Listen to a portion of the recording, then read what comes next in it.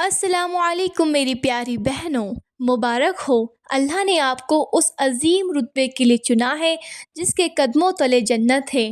لیکن کیا آپ کو پتہ ہے کہ یہ 9 مہینے صرف ایک شریر کو بنانا نہیں ہے بلکہ ایک روح کی تربیت ہے۔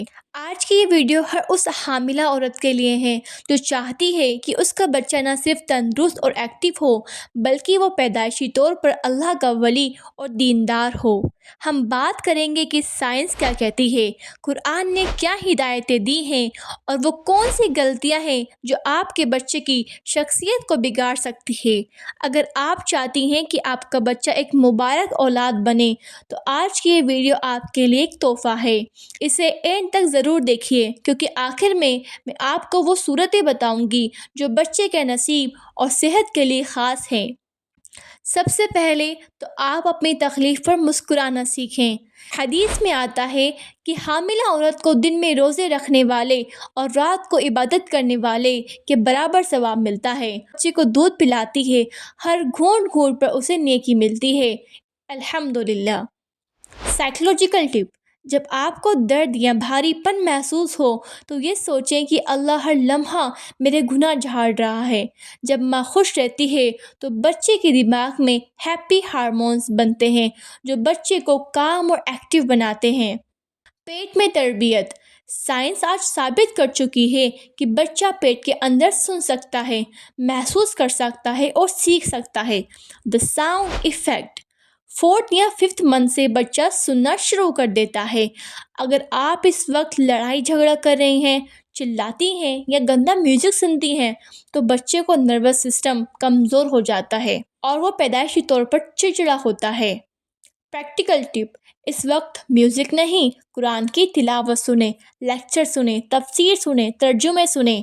سائنس کہتی ہے کہ ردم والی آواز بچے کے دماغ کو ڈیولپ کرتی ہے۔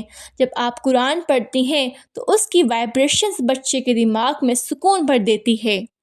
ریئل لائف ایگزامپل: کئی ایسی مثالیں ہیں جہاں مائیں پریگننسی میں قرآن کی ایک خاص سورت پڑھتی تھیں اور بچہ پیدا ہونے کے بعد بھی وہی سورت سن کر فوراً چپ ہو جاتا تھا۔ بری عادتیں جو بچے کو نقصان پہنچاتی ہیں: کچھ کام ایسے ہیں جو آپ کو ہر حال میں چھوڑنے ہوں گے۔ پہلا، غصہ اور چڑچڑاپن۔ سائنس کہتی ہے کہ ماں کا زیادہ غصہ بچے کے دل کو کمزور کر سکتا ہے۔ دوسرا، موبائل کا زیادہ یوز۔ موبائل کی ریڈیشنز اور اسکرین کی بلو لائٹ بچے کا مائنڈ کمزور کرتی ہے اور ان کے سونے کا پیٹرن خراب کر دیتی ہیں۔ غیبت اور برائی اسلام میں حرام ہے لیکن پریگننسی میں یہ بچے کی روح کو نیگیٹو بناتا ہے۔ اس لیے اگر آپ حاملہ ہیں تو آپ کو کسی کی بھی برائی، کسی کی غیبت نہیں کرنی ہے۔ کیا کریں؟ جب غصہ آئے تو فوراً وضو کر لیں۔ وضو کی ٹھنڈک آپ کے بچے تک سکون پہنچائے گی۔ ایک بہت بڑے ولی ہوئے ہیں، وہ کہتے ہیں کہ میری آج تک باجماعت نماز نہیں چھوٹی، مجھے اپنی زندگی میں اتنا عرصہ ہو گیا۔ پوچھنے والے نے ان سے پوچھا اس کا راز کیا ہے تو وہ کہنے لگے کہ میری ماں نے مجھے کبھی باوضو دودھ نہیں پلایا۔ الحمدللہ۔ تو ہمیں بھی اپنے بچے کو دودھ پلاتے وقت وضو کر لینا چاہیے۔ دیندار اولاد کے لیے خاص معمول، ڈیلی روٹین۔ اگر آپ چاہتی ہیں کہ بچہ ایکٹیو اور ذہین، انٹیلیجنٹ ہو تو یہ 4 کام کریں۔ تہجد اور دعا۔ رات کے وقت بچہ سب سے زیادہ ایکٹیو ہوتا ہے۔ تہجد میں اپنے بچے کے لیے دعائیں کریں۔ باوضو رہنا۔ کوشش کریں کہ زیادہ وقت وضو میں رہیں، اس کا نور بچے کے چہرے پر دکھے گا انشاءاللہ۔ اچھی کتابیں، انبیاء اور صحابہ کی زندگی پڑھیں۔ آپ جو پڑھیں گی وہی کوالٹیز بچے میں ٹرانسفر ہوں گی۔ خاص صورتیں: سورہ مریم، آسانی سے ولادت کے لیے انشاءاللہ۔